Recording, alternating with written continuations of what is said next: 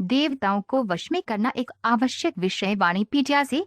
इससे कोई फर्क नहीं पड़ता कि हम तकनीकी रूप से कितने उन्नत, बुद्धिमान, धनी या शक्तिशाली हैं। हमेशा कोई न कोई ऐसा होता है जो हमसे श्रेष्ठ होता है और जिसका हम पर कुछ नियंत्रण होता है।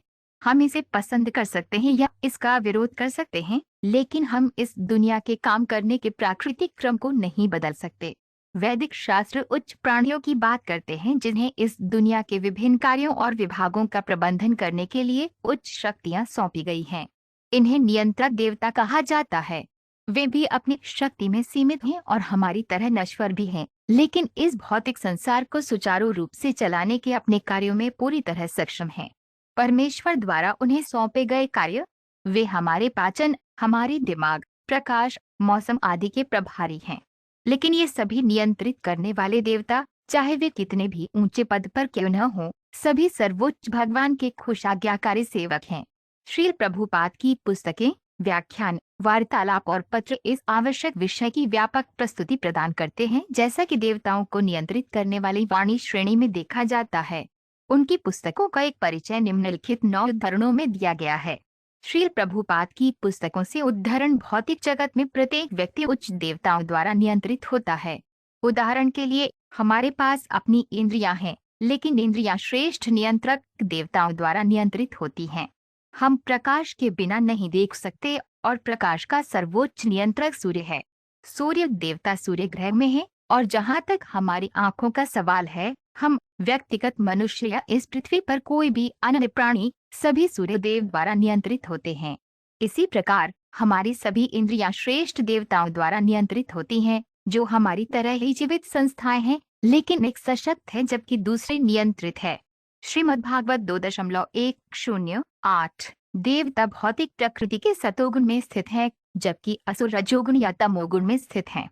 देवताओं या नियंत्रक देवताओं को भौतिक संसार के सभी विभिन्न कार्यों का विभागीय प्रबंधन सौंपा गया है। श्रीमद्भागवत 3.10:17। विभिन्न इंद्रियों के क्रमिक विकास की विशिष्टता को उनके नियंत्रक देवताओं द्वारा एक साथ समर्थित किया जाता है। इसलिए यह समझा जाना चाहिए कि इंद्रियों की गतिविधियां भगवान की इच्छा से नियंत्रित होती हैं। कहने का तात्पर्य यह है कि इंद्रियां बद्धात्माओं को एक लाइसेंस प्रदान करती हैं, जिन्हें सर्वोच्च भगवान द्वारा नियुक्त नियंत्रक देवता के नियंत्रण में उनका उचित उपयोग करना होता है। श्रीमद्भागवत 2.10:19। 5 के 5 समूह हैं।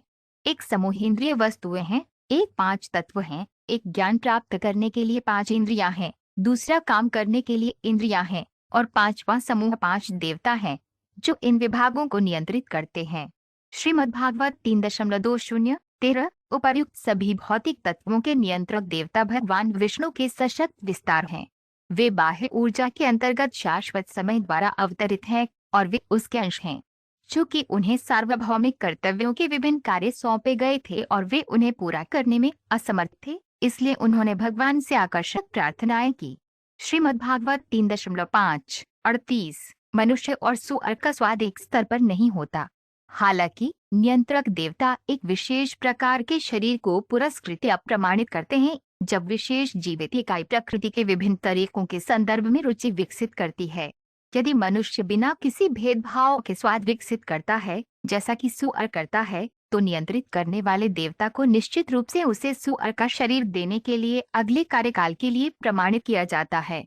श्रीमद्भागवत 2.10:19। जब परम पुरुष ने गंध सूंघने की इच्छा की, तो नासिका और श्वसन उत्पन्न हुए। नासिका उपकरण और गंध अस्तित्व में आए और गंध ले जाने वाले वायु के नियंत्रक देवता भी प्रकट हुए।